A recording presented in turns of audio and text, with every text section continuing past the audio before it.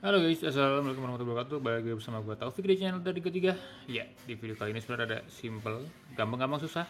Jadi gue mau masang ini kopling RCB E1 dan apa namanya grip HG apa tau namanya kodenya HG55 kalau nggak salah ya namanya, atau HG60 gitu, gue lupa. Yaudah, pokoknya jangan kemana-mana, jangan skip ya. Intro dulu.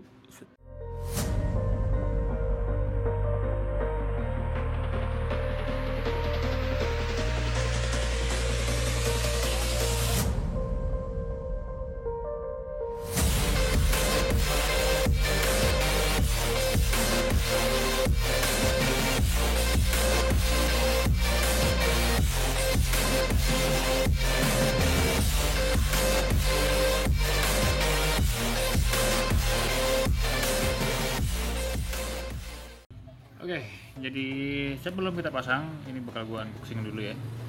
Unboxingnya cuma dicongkel doang pakai tangan, nggak ada yang spesial. Eh, ini gue lupa tipenya HG berapa, ada nggak di sini ya? Kita lihat. Oh iya, HG55. HG55. Tuh, nggak bisa fokus. Ya, jadi ini harganya murah banget, cuman 55.000 nggak salah ya, apa 60.000 gitu, 65 deh, 65. Nah, kenapa gue ganti grip? Soalnya gripnya kan yang si gesek tuh kiri kanan beda dan keras ya. Terus gue udah di mana di Suzuki KTM gue udah pakai grip domino. Nah itu wah, nggak bisa, no turning back dah istilahnya. Udah nyoba yang enak, terus balik ke standar punya GSC kayak keras banget. Tapi waktu pas gue beli domino lagi ada hilaf sih, jadi gue nggak ngelihat brand lain ya. Ini harusnya bisa dibuka nih. Oh, jongkel doang ternyata. Nah, ya. Dapat tutupan juga, jadi kalau misalnya nggak pakai jalu bisa ditutup. Nah, ini juga ini 11-12 lah sama domino kalau gue bilang, cuman beda apa, prestige. Yang ini murah ya. Ini kita akan unboxing koplingnya. Ini RCB E1 namanya ya. Bukan yang bikin ringan atau apa ya, ini yang standarnya aja. Jadi ini kalau yang bikin ringan kan tuh RCB S1, S2, nah itu kan bikin ringan. Kalau ini mah enggak, sama aja. Mekanismenya juga nggak ada yang berbeda, porosnya sama. Terus gue juga udah ngecek sih itunya apa namanya, soketnya itu juga sama persis, jadi nggak perlu ada potong kabel ya. Soket di sini sama persis, ini soket di sini sama persis, jadi tinggal cabut colok aja. Ini doang sih, nggak ada yang spesial. Ini juga nanti levernya kayak bakal gue ganti, ini kan nggak ada adjustmentnya nih. Nah, di Sinero kan udah pakai yang aja adjustmentnya, walaupun emang bekas jatuh di sininya borek ya, tapi nggak apa-apa. Ini nggak ada adjustmentnya, cuman kita coba dulu. Kalau misalnya oke ya nggak apa-apa, tapi kalau kurang kita pakai yang sebelumnya. Terus dapat bracket ini juga, bracket apa namanya ini, bracket spion ya, tapi ini nggak bakal gue pakai. Soalnya kenapa gue ganti kopling ini yang standar, soalnya di lever sininya dia nggak ada tonjolan kopling ya, nggak ada tonjolan apa namanya, kaca spion gitu. Nah kalau di yang standar tuh ada tonjolannya di sini gitu. Nah gue cuma mau ngilangin gituan doang sih, biar jadi kayak racing look banget gitu ya. Yaudah, ini harusnya rada cepet masangnya, cuman mungkin untuk gripnya rada tricky ya, soalnya kan gue nggak ada sembur-semburan angin tuh, apa namanya, kompresor ya. Jadi paling masang gripnya rada tricky, cuman nanti kita coba aja ya. Ya, jadi motornya udah gue pindahin. Nah sekarang kita bakal mungkin ngebuka kopling dulu yang gampang ya, soalnya ngebuka grip itu pasti yang ini nih, yang gas pasti rada susah, jadi agak lama. Jadi mungkin gue bakal buka ini dulu, terus buka lever guard ya. Let's go.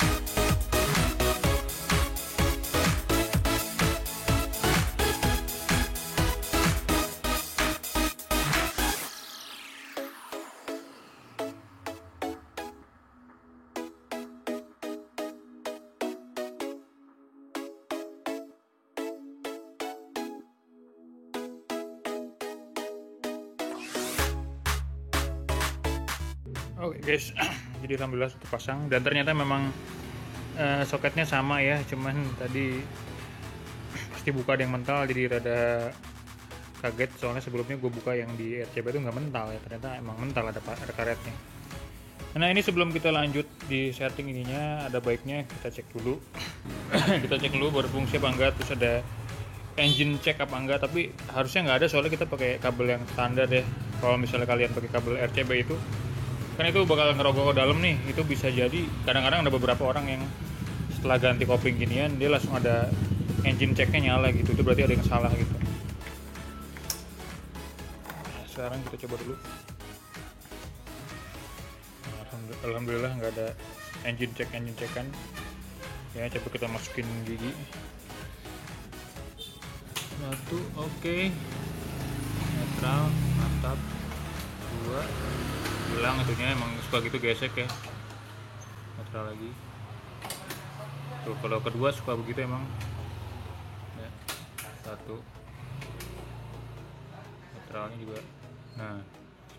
Nah jadi ini alhamdulillah sudah lancar, jadi tinggal kita setup ini. Nah ini setupnya gimana, jadi saran gue tuh ini kan masih oglak-oglak nih ya, ini tuh harus di ujung gini loh, set gitu baru lu kencengin keluar gitu ya.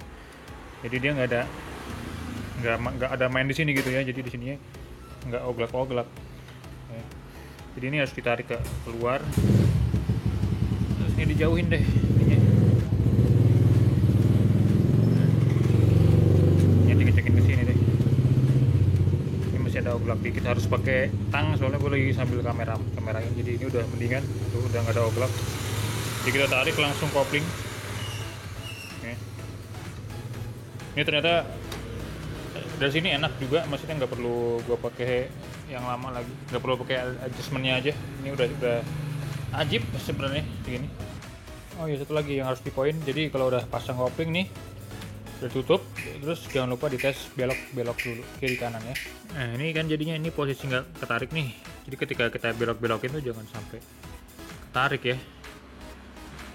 Jadi harus diperhatiin kabelnya ini tuh, ini mentok tuh jangan sampai koplingnya ketarik ya.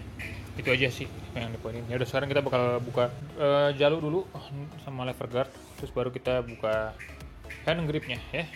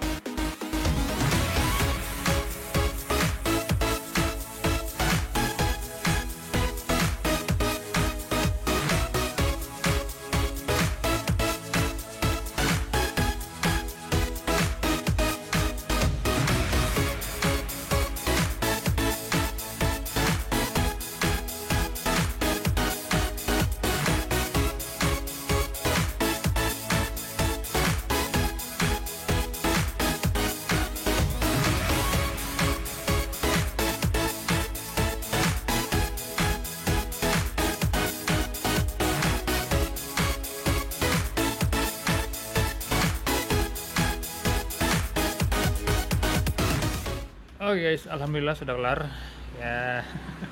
Seperti gue bilang tadi, pasangnya susah gampang ya. Sebenarnya harusnya kalau mau gampang tuh pakai kompresor ya di tiup dalamnya, jadi dia langsung ngembang terus bisa masuk langsung gitu ya. Karena gue nggak punya, jadi seadanya pakai yang ngide-ngide lah.